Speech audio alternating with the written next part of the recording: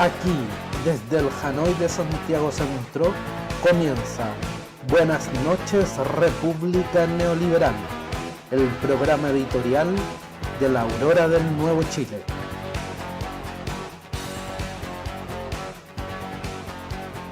Ahora vamos a comenzar.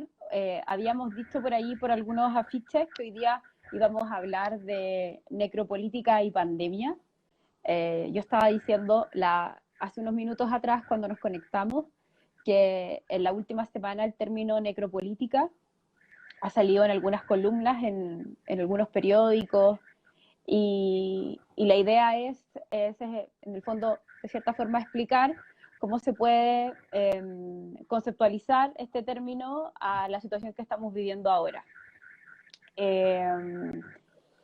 Yo creo que actualmente estamos viviendo algo así como una democracia autoritaria y creo que hay tres grandes ejes que con el PP los vamos a intentar desglosar. El primero vendría siendo la consolidación de un Estado autoritario que se podría llevar a un Estado tecno-totalitario. Después podríamos analizar cómo está manejando este sistema neoliberal la pandemia, que en el fondo en su versión necropolítica la lleva a la crisis del hambre, que son las escenas dramáticas que hemos visto las 2 últimas semanas acá en Chile. Digo acá en Chile porque estaba conectada una amiga que está en Argentina y nos estaba comentando que al parecer la situación no está tan espantosa en el fondo en Argentina como acá. Y lo último que vamos a ver, o si es que nos alcanza el tiempo, vamos a ver cómo el gobierno va a intervenir en el fondo de lo que va a ser el proceso que se puede llevar a cabo en teoría en octubre con la nueva constitución. También queríamos decirles que todos los saludos y si tienen alguna pregunta las vamos a tratar de responder después, porque nos recomendaron la otra vez que no nos pisáramos y que no nos interrumpiéramos. Entonces, en base a eso, para que sea un poco más ordenado y muchas gracias por la paciencia. Así que estamos, ¿cierto? Estamos, sí. Sí, como decía, se ha ido instalando este concepto de lo necropolítico lentamente y es curioso porque es un concepto que podemos trazar hacia inicio de los años 2000. Un filósofo camerunés que se llama Achille Mbembe instaló el concepto de necropolítica para tratar de pensar un régimen biopolítico que no estaba siendo totalmente visibilizado por el concepto, por los problemas biopolíticos que había instalado Foucault y que lo había seguido Agamben y otros pensadores, básicamente franceses, pero el concepto biopolítico en Latinoamérica tuvo mucho rendimiento, sobre todo a partir de los años 2000, incluso antes. Lo biopolítico irrumpe con fuerza ahí cuando las dictaduras latinoamericanas empiezan a decaer. Entonces es interesante pensar por qué, cuál es la necesidad de acuñar un nuevo término y claro, puede ser necropolítico, también hay otros que le llaman tanatopolítico, que en el fondo está apuntando hacia el mismo lugar. En ese sentido, lo necropolítico vendría a ser una dimensión de lo biopolítico. Entonces no habría que separarlo de esa tradición de pensamiento Foucaultiano, en que entiende que había que complejizar la lectura sobre las relaciones políticas dentro de la sociedad. En resumidas cuentas, hasta la aparición del andamiaje teórico de Foucault, la sociedad, lo político dentro de la sociedad se entendía de forma vertical y que se replicaba en distintas estructuras, las centrales del Estado con respecto a los ciudadanos, pero también las municipalidades e incluso dentro de organizaciones como una empresa, etcétera. Lo biopolítico venía a complementar eso, entendiendo que las relaciones políticas eran horizontales.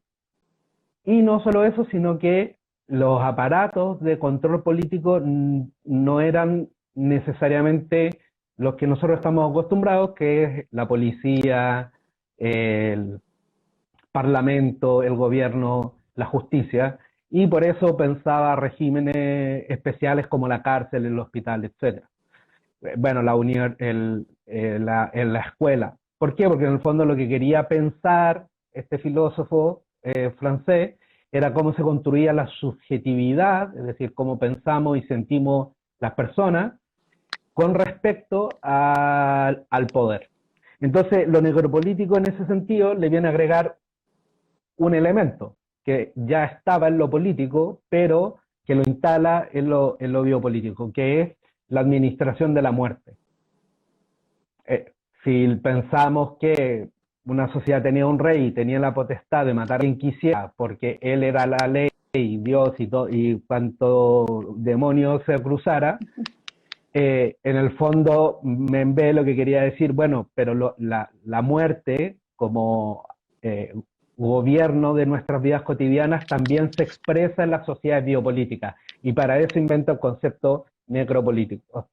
Entonces es interesante porque va a instalar como dónde se expresa con claridad lo necropolítico en el estado de excepción y en el estado de sitio.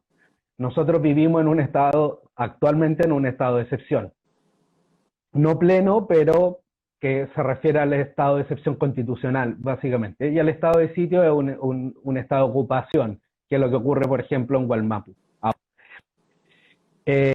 Pero esta expresión de lo necropolítico, si lo entendemos de forma horizontal, lo podemos ver no solo en nuestra cotidianidad ahora, sino por la causa de la pandemia, sino en, por ejemplo, cómo se habita la cárcel. Las cárceles latinoamericanas viven en un régimen necropolítico. ¿Por qué? Porque hay un poder horizontal y vertical que administra quién vive y quién muere. Entonces, en el fondo, Nembe hace una cosa, lo define de una forma muy simple y dice: la soberanía consiste en ejercer un control sobre la mortalidad y definir la vida como el despliegue y la manifestación del poder. Entonces, lo interesante en nuestro contexto es por qué aparece ese concepto cuando estamos, entre comillas, en una crisis sanitaria, y esa crisis sanitaria de lo que se trata es de salvar vidas, en teoría. Entonces, ¿por qué irrumpe y por qué creemos y creo que otras personas lo han usado? Es porque la muerte ahora ya no, más allá de que son muertes individuales y son casi 1000 personas que han muerto en Chile o más, dependiendo de la cifra, y lo cual es una tragedia para cada familia y para cada persona que era cercana a esas personas, porque la muerte se está padeciendo de forma social. Es decir, la muerte es un tema que se instala en el ámbito de lo político. Y ahí es donde pareciese coherente empezar a pensar el régimen actual como o las políticas que se están llevando adelante como en una dimensión necropolítica, porque ya la muerte no es algo individual, sino es un padecimiento social. Claro, lo que pasa es que yo creo que, así como estás hablando del tema necropolítico, de la definición del concepto, habría que traerlo, cómo se materializa este concepto desde la revuelta, que bueno, desde octubre, en donde a partir más o menos desde el 20 de octubre salen los militares a la calle, hay un toque de queda, lo mismo que estabas hablando ahora, que ahora en el fondo no tiene ningún sentido, estamos en pandemia, la pandemia no necesita el toque de queda, y es todo este proceso de militarización, todo ese proceso después de que las Fuerzas Armadas reprimen a la población que se está manifestando, obviamente, bueno, no sé, violan los derechos humanos, quedan en completa impunidad, se enmarca también en lo que se puede definir como una acción necropolítica. Después de eso, con la pandemia se recrudece, además se recrudece el tema de la crisis social y prosiguen la militarización extra del territorio, que, insisto, no tiene mayor sentido más que evidenciarte que estás en una democracia autoritaria, de alguna u otra forma. Y ahora en el fondo esta militarización del territorio se justifica con el tema de la delincuencia, que generalmente siempre para esto ayudan los medios hegemónicos, que ustedes los pueden ver siempre, bueno, en las noticias, en los matinales, en donde se dice que tampoco tiene mayor sentido, en el fondo que ha habido un alza de la delincuencia, entonces que por eso es necesario mantener a los militares, a los milicos en la calle. Esto se suma desde la revuelta hasta la fecha con procesos que tienen que ver con el perfeccionamiento de la ANI, se suman a las leyes que coartan nuestras libertades, estas leyes también de criminalización hacia el movimiento social, leyes que ayudaron a sacar adelante los partidos de la progresista de este país, siempre apoyándonos.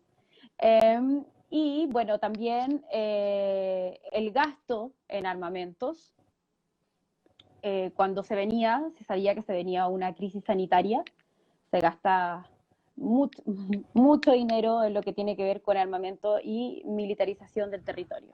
Yo creo que eso es como lo que más se ve, o sea, es lo evidente, más allá de lo que se puede notar de forma más clara. No sé si te parece a ti, Pepe. Sí, o sea, a mí me parece interesante esa vinculación que haces de en el fondo instalar el tema de la delincuencia como un eje de la crisis sanitaria. Eso es súper complejo porque en el fondo evidentemente hay personas que están viviendo robos y cosas de esa índole, pero toma una dimensión discursiva demasiado preponderante, como es histórico, o sea, como llevamos 30 años en el discurso de la lucha contra la delincuencia, por ende suponemos que son bien inútiles para resolverlos con las herramientas neoliberales. Porque en el fondo el objetivo del instalar el discurso de la delincuencia no tiene que ver con evitar robos, ni con evitar asesinatos, y diría más, evitar violaciones y toda la violencia machista. El discurso de la delincuencia no tiene nada que ver con eso. El discurso de la delincuencia, y por eso es súper pertinente el concepto necropolítico, es instalar que hay un grupo de la sociedad que son los enemigos internos de la sociedad. Tú instalas un régimen del terror que tiene que ver con que hay un grupo de seres que no son humanos, porque a un delincuente se le puede torturar, se le puede matar, hemos visto imágenes horrorosas como que son atados a postes. Lo que pasa es que lo despojas, como de la su condición humana. Exacto. Y eso es central para instalar un régimen necropolítico. Entonces, lo que uno podría pensar es que el régimen necropolítico se vive en las poblaciones pobres de Chile desde hace décadas. Y en el fondo, que uno muera o viva es absolutamente aleatorio. Para el discurso mayoritario da lo mismo. Y eso es muy interesante porque en el fondo las poblaciones chilenas son una extensión del régimen carcelario que se vive en las cárceles latinoamericanas y también las chilenas. Y eso es muy interesante porque termina por irrumpir en el espacio de lo social. Entonces, ese discurso a mí me parece muy necesario tenerlo claro, porque además en el fondo los militares no tienen si existiese algún tipo de capacitación, no tienen ninguna capacitación para controlar la delincuencia. Tampoco una pandemia. Y tampoco una pandemia, y se usa como excusa. Ahora, el otro tema que me parece súper pertinente que planteaste es que en el fondo hacia donde se está yendo es hacia una consolidación de las herramientas más autoritarias del Estado neoliberal. Y yo creo que eso también es importante empezar a pensarlo y complejizarlo, porque las herramientas autoritarias siempre se usan contra las mayorías sociales y contra todo movimiento que intente transformar de forma radical las relaciones asimétricas que genera el capitalismo. Entonces, yo lo que instalaría como idea fuerza es que este es un movimiento global hacia el autoritarismo, porque el capitalismo no logra satisfacer de ninguna forma el sueño de las mayorías sociales. O sea, el avance del autoritarismo, que no es solo en Chile, que es en Brasil, que es en Turquía, que es en Ucrania, que es en países como Arabia Saudita, que es en países como China, como Rusia, como Estados Unidos, en el fondo es una nueva etapa para asegurar los procesos de acumulación capitalista. Y yo creo que eso es súper clave que lo tengamos, porque es parte del juego o de la disputa que nos va a llevar los próximos meses y años si queremos transformar algo este país. Exacto, o sea, hasta ahora, por lo menos lo que nosotros evidenciamos es que se va a perpetuar un régimen autoritario. No va a haber un cambio como transformador, de cierta forma. Nosotros también hablamos en Aurora que a partir del 20 de octubre, algo así como la sospecha de lo que nosotros entendemos como un golpe blanco de la extrema derecha, que tiene relación, bueno, con la quema de los metros, con alterar o criminalizar a los movimientos sociales, vincularlos con estas quemas de metros, que es básicamente casi imposible que los movimientos sociales hayan producido esos eventos. O sea, no hay cómo, no hay herramientas para eso. Por mucho que diga que somos, ¿cómo se llama? Siempre que nos paga el gobierno de Venezuela o de Rusia. Así. El castrochavismo que asola la sociedad chilena. El comunismo y todo eso. Bueno, y también se materializa actualmente con, por ejemplo, la ministra Santelice, con la evidencia de la extrema derecha o el pinochetismo, que es una lacra. Yo creo que incluso a personas que pueden considerarse de derecha, el tema es considerarte pinochetista. Yo creo que ahí hay, no sé, un poco una diferencia, pero que se evidencian en el gobierno y que son parte del gobierno, y que actualmente Piñera no hace ningún asco por tirarlos atrás en el fondo, sino que pasan de alguna manera hacia adelante.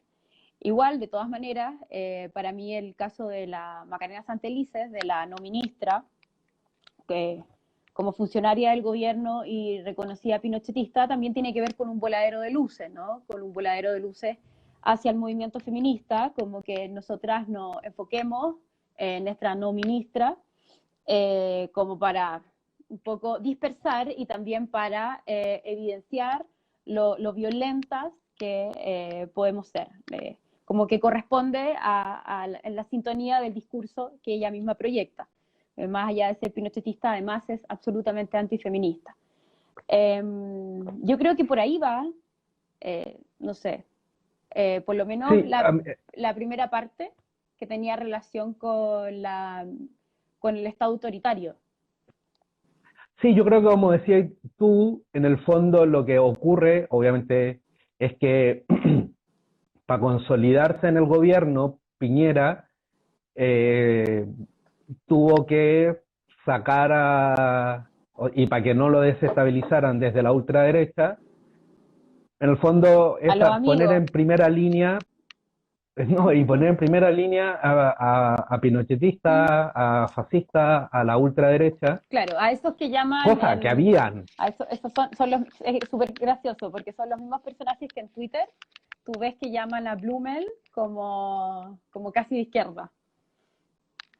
Sí, sí, Blumel, Sí, el compañero Blumel sí, está al no, lado de Hugo Chávez. sí, no, No, no, yo creo que la diferencia es que hasta hace un tiempo ellos estaban en una tercera línea, siempre han estado y siempre van a estar porque son los que ganaron, claro. que eso está en la policía, la ultraderecha está instalada en la policía. Ah, bueno, pero creo que el o- eso no lo lo- hemos hablado nosotros en Aurora, que en el fondo la capacidad que tienen acá los pinochetistas de hablar en el fondo con tanta propiedad, situación que quizás en otros países no ocurre, pero es básicamente por lo que tú decías, porque acá ganaron, efectivamente, es ganaron, que entonces hay una validación de su discurso y hablan desde un lugar ganador.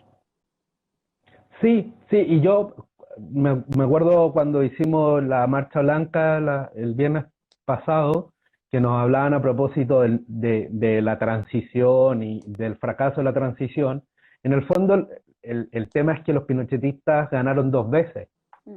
y por eso salieron a la calle lo que, lo que diríamos los militantes que están en la policía y en la y en las Fuerzas Armadas a proteger su privilegio, porque ganaron primero el 73 y después ganan con la Constitución del 80 que refrendada, aunque se quiera o no, con el plebiscito del 88 Sí. y con los pobres cambios constitucionales, porque todos se olvidan que el 89 hubo un plebiscito para hacer cambios a la Constitución y no se le hicieron ningún cambio sustancial y más bien lo que se hizo fue refrendar la Constitución del 80.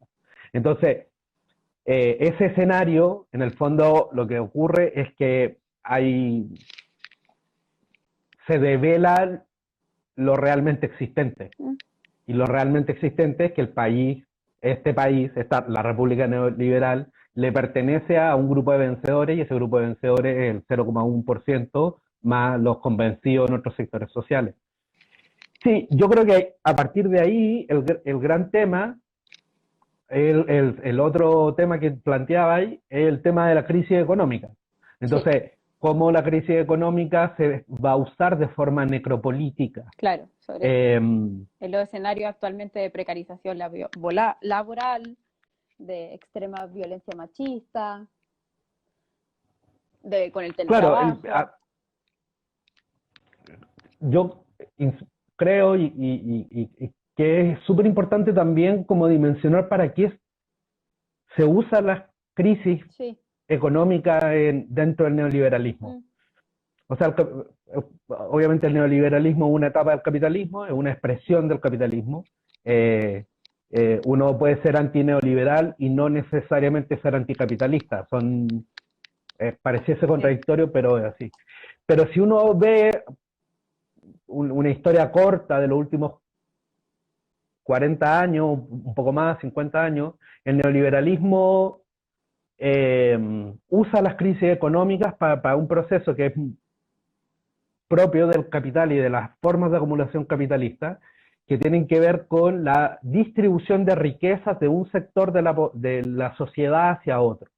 Obviamente nunca va a ser hacia los más pobres. Entonces lo que se tiende a hacer con las crisis económicas y para qué se usan es para traspasar grandes cuantías de dinero y de riqueza desde los sectores mayoritarios, que son por ende la clase trabajadora, o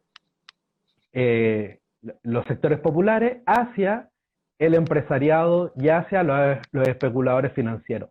Y eso ocurrió el año 82, ocurrió también el año 74, después en Chile, ocurrió una cosa súper interesante, que Pinochet, cuando se instala en el gobierno, en Chile, digamos, puedo estar equivocado en las cifras, pero había una inflación del 800%, etcétera.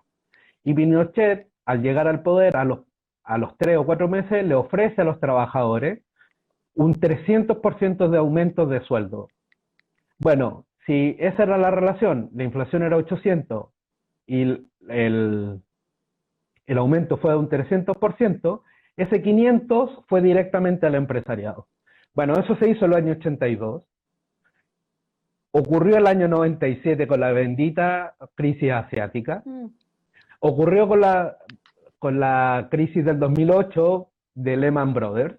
Y va a ocurrir con esta crisis. Sí. Ahora, ¿por qué uno puede creer eso? Por una cosa súper simple, porque no solo en Chile, acá podemos ver datos en Estados Unidos de que hay 30 millones o casi 40 millones de cesantes nuevos, o son números. Bueno, esas personas cuando vuelvan a buscar trabajo, claro, se les va a contratar su mismo, con menos, perdón, con menos remuneración. con menos remuneraciones Sí, y sí. con menos derechos. Tal Sí, cual, tal obvio. cual. Entonces, ahora, Y en el fondo ¿por qué es, tiene esta dimensión? perdón, no, sigue. Sí. No, sí, que en el fondo lo que te iba a decir es que, ¿por qué tiene esa dimensión necropolítica? Porque en el fondo lo que se está usando es el miedo a la muerte. Esto te iba a decir, sí. Ahora, claro, porque se necesita trabajo y contratar y que hay que Claro. movilizar la economía y toda Sí, toda la perorata. falla, sí, por el paraguas, bajo ese mismo paraguas. Claro. Y yo creo que el capitalismo está usando esto para otra cosa bastante especial, que lo estamos integrando de una forma muy rápida, que es el concepto que tú me decías, y creo que tenés razón, que lo instala el propio neoliberalismo y en Chile Piñera, que es el concepto de teletrabajo. Se está empezando a perfeccionar algo que era un proceso que se iba a demorar más y que ahora se está acelerando. Entonces, es cosa de escuchar a todos los familiares de uno que han tenido la posibilidad de mantener sus trabajos dentro descontando a toda la gente que han despedido, evidentemente, pero a los que han logrado concentrar su trabajo, todas esas personas te dicen trabajo más que antes. Absolutamente, claro. 12 horas, sí, sucede.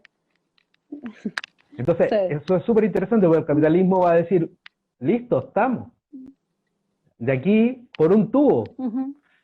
Claro, entonces yo, en el fondo, lo que se va a instalar, y yo creo que eso va a ser súper interesante pensarlo y cómo va a resistirlo, es que en el fondo la crisis económica va a funcionar lo que decía la Noemi Klein cuando decía la teoría del shock. En el fondo, lo que quiere el gobierno, desde mi perspectiva, es profundizar y agudizar y presionar lo más posible la crisis social, no evitarla.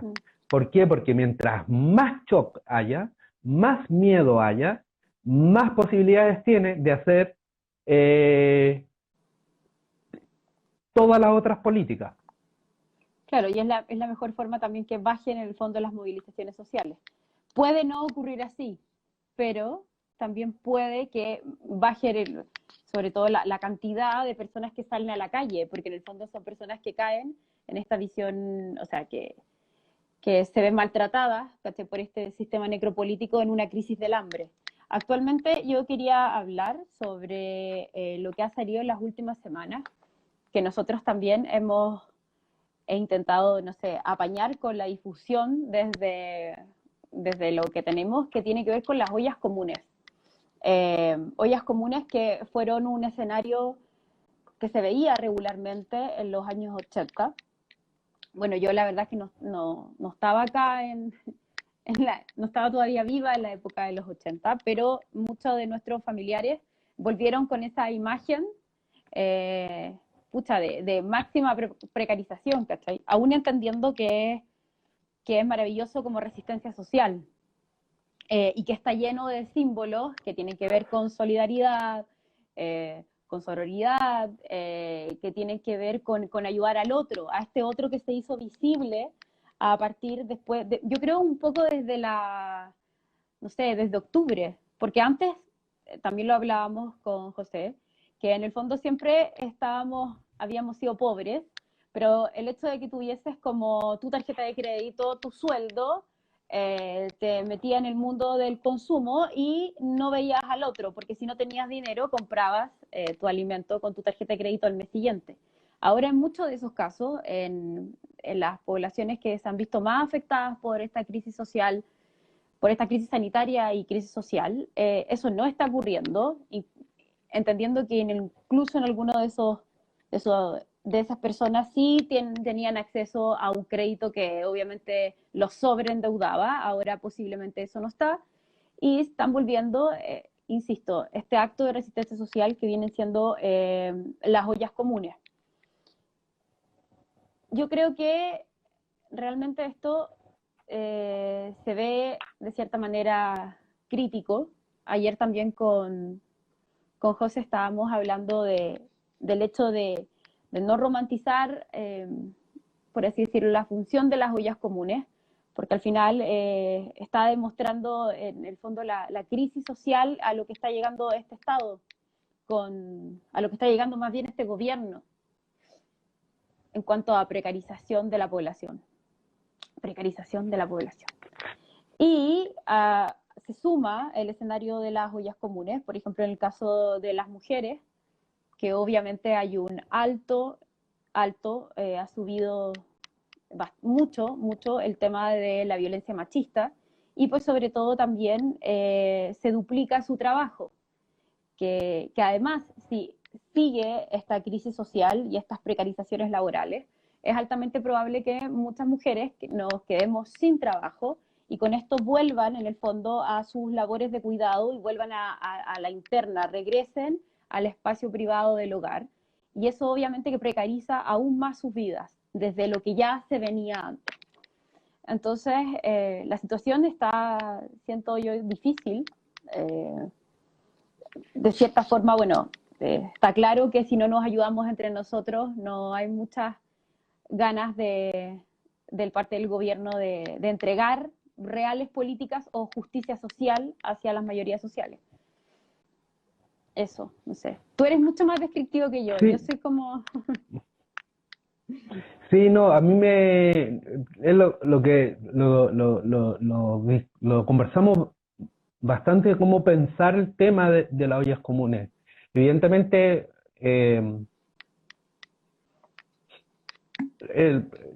la dimensión de resistencia social es lo que en el fondo uno tiene que valorar. Yo, evidentemente, una olla común en la dimensión de lo que estamos hablando, de una olla común, no debería existir. Me imagino creo que como operan en la mayoría sociales, en las poblaciones, en los sectores más empobrecidos, no creo que exista esa romantización de la olla común. Me imagino que sería así si se hace una suerte de olla común snob en algún barrio de Providencia. Claro.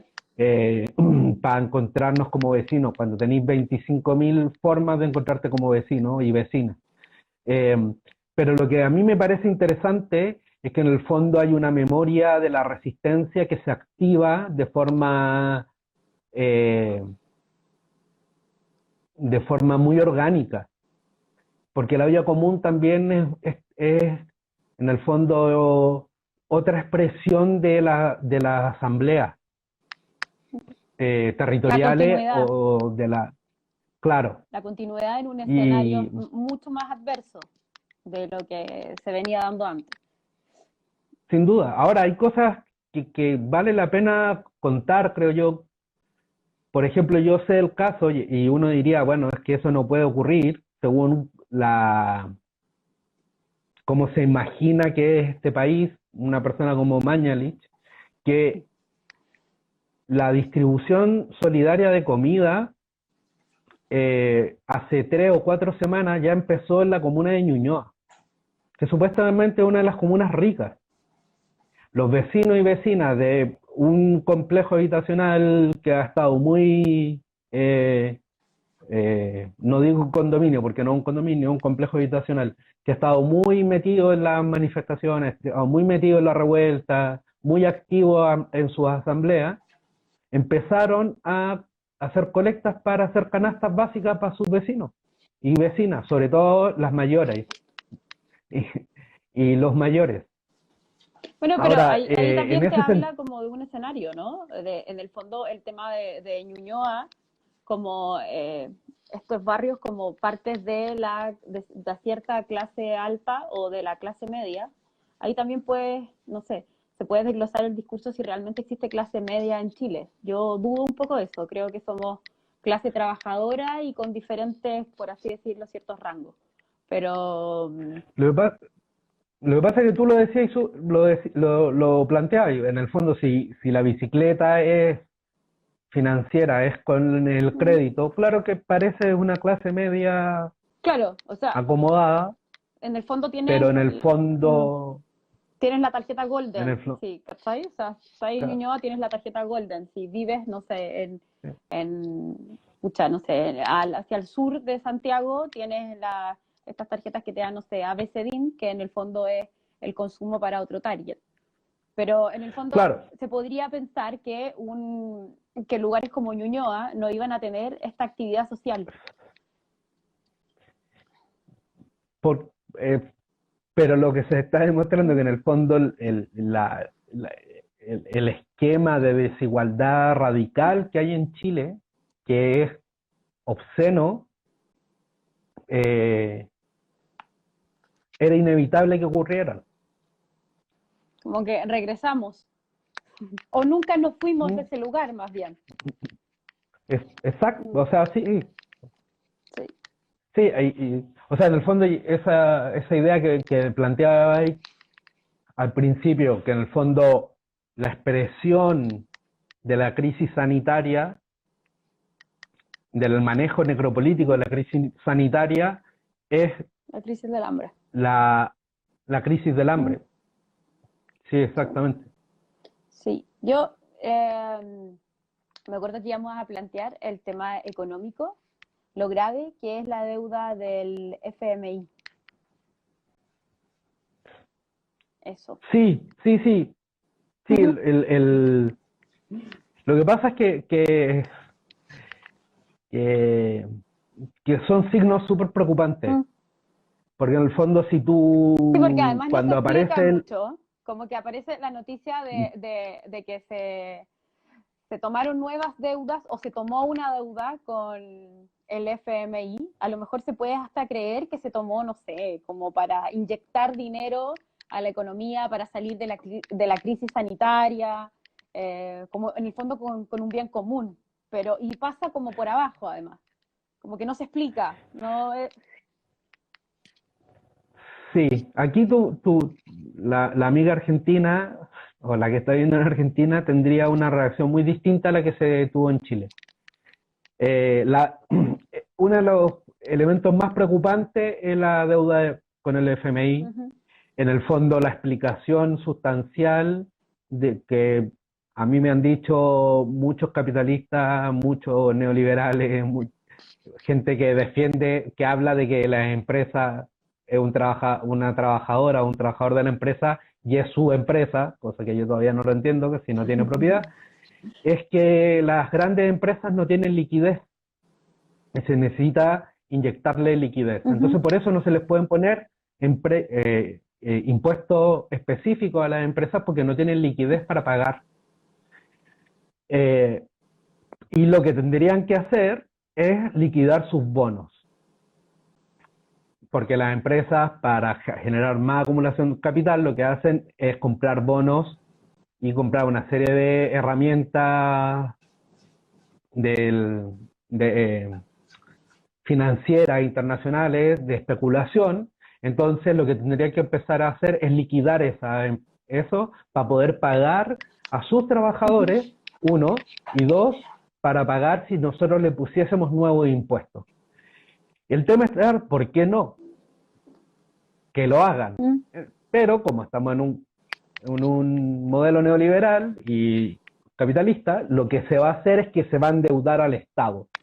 Y eso los argentinos y las argentinas saben muy bien lo que significa, que en el fondo, y bueno, los ecuatorianos y las ecuatorianas también, y muchísimos países, al endeudarte con el Fondo Monetario Internacional, tú no solo le estás pidiendo dinero, sino que te estás anclando a las políticas neoliberales de aquí a 20 o 30 años.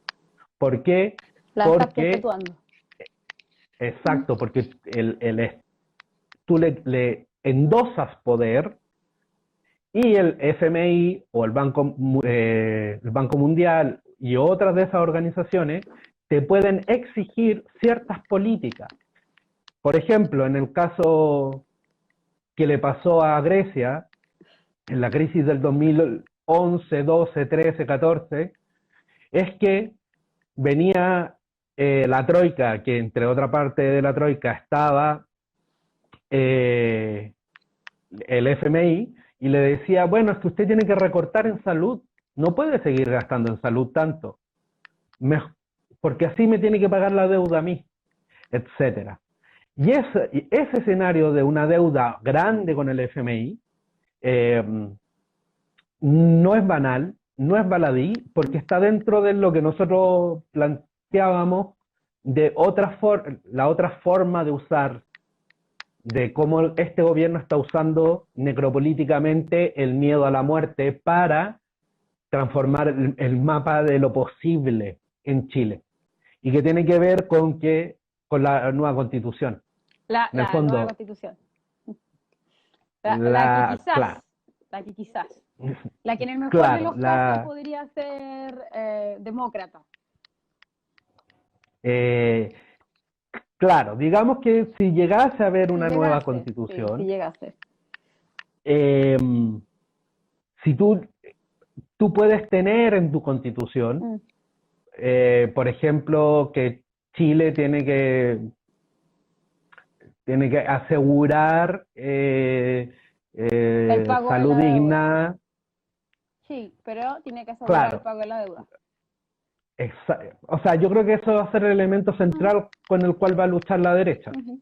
Que todo derecho constitucional que se pueda poner en esa constitución, más socialdemócrata como quieren personajillos como, no sé, pues los RD, los Convergencia Social, o menos socialdemócrata, como sea la constitución, la derecha va, si es que llega a ese escenario, va a estar obligada a escribir una nueva Carta Magna, va a obligar o va a luchar con todo de que se ponga un artículo que todo derecho constitucional se tiene que supeditar al pago de la deuda externa. Ahora, Y con eso tú, dime. no, que en el fondo, con eso, tú para adelante, eh, la garantía de los derechos sociales se va a ver siempre sujeta a, a las políticas A las neoliberales políticas del neoliberales. Fondo Monetario Internacional, Sí, del FMI. yo Sí. igual creo que Piñera se la va a jugar de cierta forma porque no es el momento político, en el fondo, para tener un cambio de constitución, porque obviamente va a haber una inestabilidad política, una crisis económica y también todo lo que conlleva el gasto del plebiscito. Probablemente apele que no es ahora una prioridad política llevar a ese evento. Y probablemente, o sea, creo, no sé, que también lo hemos discutido, que va a apelar en el discurso que en el fondo no es el problema del sistema neoliberal, aparte que nunca lo ha visto, o sea, él nunca ha planteado que el sistema neoliberal es el problema, sino que es más bien un problema de gestión. Y antes, este problema de gestión es donde lo podemos ver ahora, como salen a la palestra o las campañas que están haciendo de cierta forma para validar a esta derecha más social, que nosotros también hablamos de ella en Aurora, y que es la derecha social que podemos ver todas y todos en los matinales en la mañana, levantando hojas figuras, como que en teoría se preocupan más de su gente, por así decirlo, son preocupados de sus territorios. Y ahí tenemos personajillos como Carter, este otro Codina, casualmente olvido siempre sus nombres, debe ser un tema que no son mis Lavín. favoritos. Lavín, que aparece en todas partes. Es muy bueno el meme que ves a Lavín dando el clima. Todo eso, en el fondo, porque con ellos instalas de nuevo a este personaje, a esta derecha más social, cercana al pueblo, está como algo así como esta UDI popular, y vuelves a la lógica que en el fondo es un problema de gestión y no un problema del modelo. Entonces ahí, sumado a la crisis económica, sumado a la inestabilidad política, con el territorio militarizado, el plebiscito corre riesgos y le dejas, de cierta forma, las otras, hay que recordar que el año que viene tenemos varias elecciones, dejas las otras elecciones que puedes manejar de mejor manera, que en el fondo no te cambian la estructura, que posiblemente pueden ser, por ejemplo, la elección de los alcaldes, que además las personas generalmente lo vemos como una elección más cercana, como el alcalde como nos representa más, está en nuestro territorio, podemos llegar más cerca, no sé, está más cerca de nuestra realidad, más allá que, no sé, bueno, que el gobernador, que igual me parece que la suspendieron, o que otro tipo de políticos. Entonces, en el fondo, yo creo, la verdad, que no sé si, no sé. Ojalá que no suceda. También creo que si se cancela el plebiscito, lo que son las mayorías sociales, todos los que en el fondo trabajan por el apruebo deberían, no sé, salir a las calles, o debería suceder algo. Ahí yo siento que se les podría desbordar la situación. Pero posiblemente creo que podrían avanzar con ciertos discursos políticos que fuesen hacia allá, a suspender este evento, porque en el fondo ahora no debería ser prioridad. Bueno, pero bajo esa lógica también, volviendo al tema inicial que era como la columna vertebral de hoy día, que hablábamos de necropolítica y pandemia, ahí también sale que con este gobierno de democracia autoritaria se van a levantar, así es que ya no lo hay, leyes obviamente que favorezcan a la impunidad de lo que está haciendo Piñera y lo que está haciendo Mañalich. En el fondo, leyes que los protejan. Entonces, eso también es parte de esta democracia autoritaria, de este régimen, del establecimiento y la perpetuación de un sistema neoliberal. Todo eso es como una escalada, un gran punteo de buen vivir. O sea, ahí tú está claro, pues si están tratando de hacer una ley que acomode la relación de Chile con el Tribunal de la Haya y los tribunales penales internacionales. ¿Para qué? Para que justamente no se le pueda acusar a Piñera de violación a los derechos humanos. Sí. Ahora yo, siguiendo un poco la línea de lo que estáis planteando, en el fondo, a ver, ahí la jugada de Piñera va a ser evitar a toda costa el plebiscito. De lo que estaba planteando antes sí. O sea, yo nosotros creemos. Sí, porque en el fondo ya empezó a instalar como Inception la idea de que en una crisis económica y en una crisis política y social como la que vamos a tener, no hay tiempo para plebiscito y para perder tiempo, y para lo que en el fondo son transformaciones radicales. Entonces lo que él va a instalar es que no es el tiempo de hacer experimentos, hay que ir a la segura con las cosas que ya conocemos y que sabemos que, entre comillas, han funcionado, que le han funcionado a ellos, obviamente, a nadie más.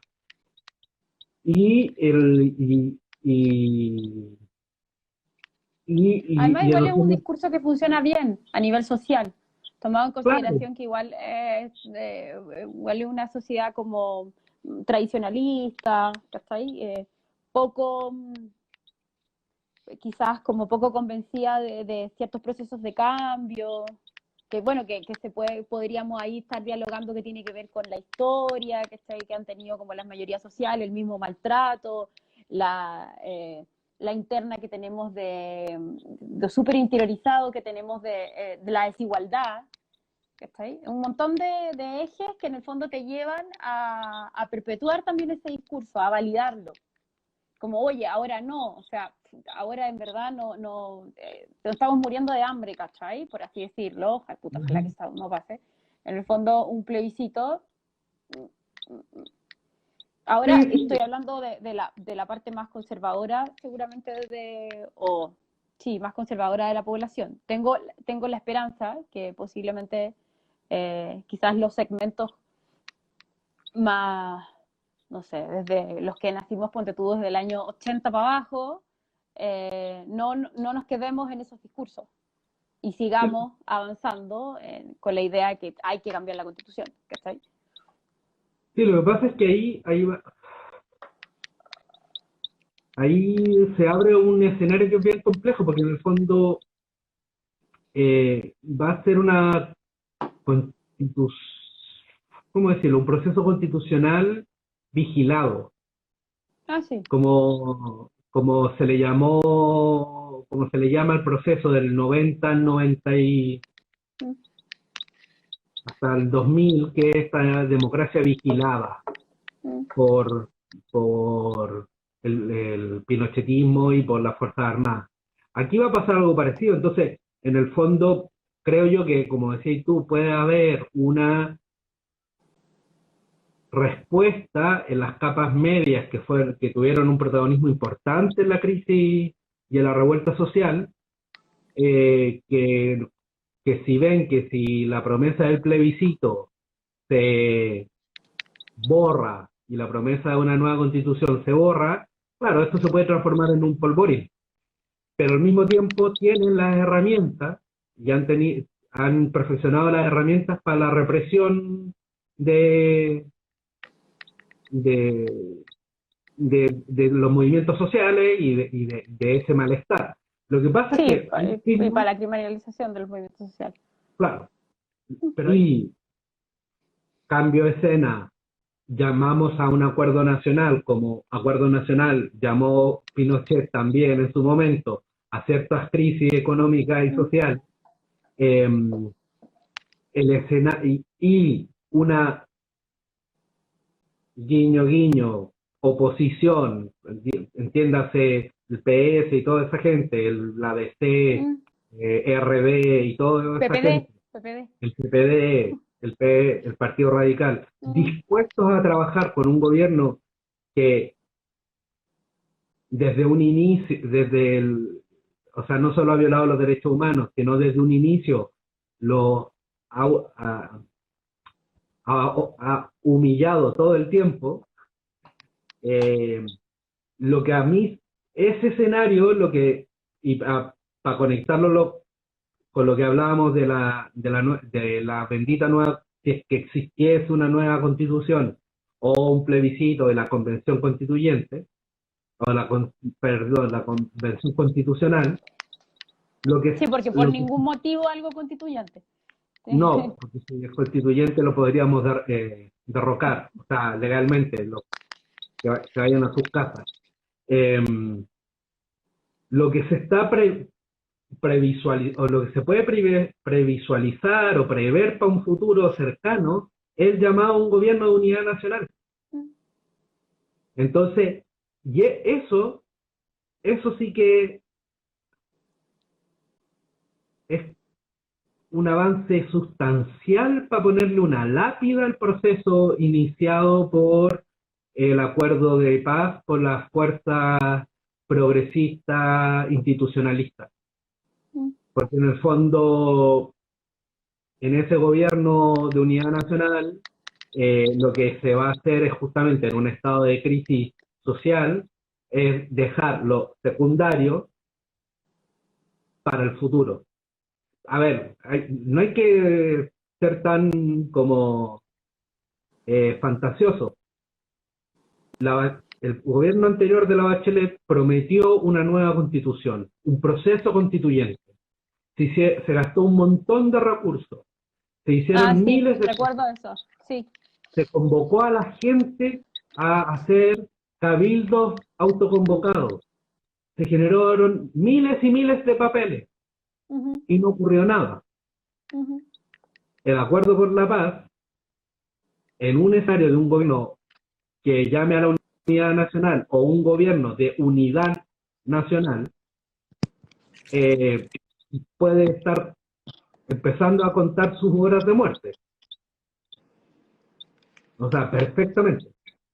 Sí, yo creo que ahí podríamos ver el futuro del gobierno de unidad nacional, incluso quizás el guiño guiño a que participaran después que salga todo esto tema de la pandemia, que quizás participen algunos personeros de nuestra querida democracia cristiana, ponte tú, o qué más, bueno, el PPD, o ¿cómo se llama? Los millennials, los hijos de, los nietos de los demócratas cristianos, ¿cómo se llama? RD.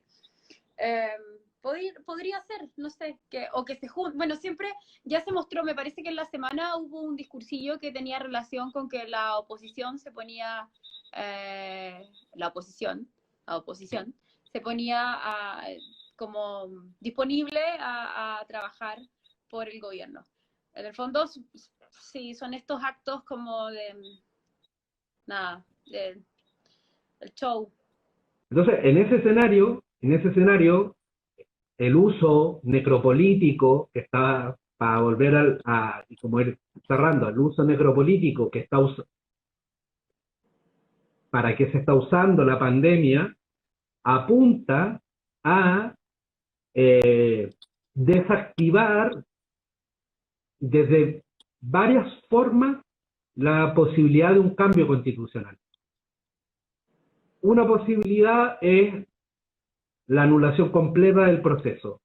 Otra posibilidad es lo que planteábamos con el tema del FMI, es decir, dejar atrapada la Constitución, aun cuando tú ahí garantices derechos, atrapada a la Constitución, a la nueva Constitución, a políticas neoliberales de aquí a 20, 30 años plazo, que en el fondo la Constitución del 80 es lo que trató de hacer. Y aquí se va a hacer con herramientas, con otro tipo de herramientas, es decir, perpetuar un modelo de desarrollo para el 0,1% de este país o el 1% de este país y el resto lo que venga, porque en el fondo el país es de ellos. El resto como ocupa, aun cuando tengan algunas personas se hayan comprado una casa, un departamento, el país es de ellos. Sí, Porque ellos nosotros ganaron, rellenamos en el fondo. o sea, somos como los inquilinos en la hacienda, En el fondo, en la estamos para hacienda. opción, Mm, para consumo, mm, ¿no? O como los obreros del salitre. mm. O sea, si en el fondo mucha gente decía, oye, qué terrible lo que es real, lo de las fichas, pero en el fondo el dinero que te dan no es, o sea, si las fichas de las salitreras de los años 30, perdón, de 1890 a 1810 hubiesen funcionado en Santiago, era lo mismo. El tema es que funcionaban solo ahí.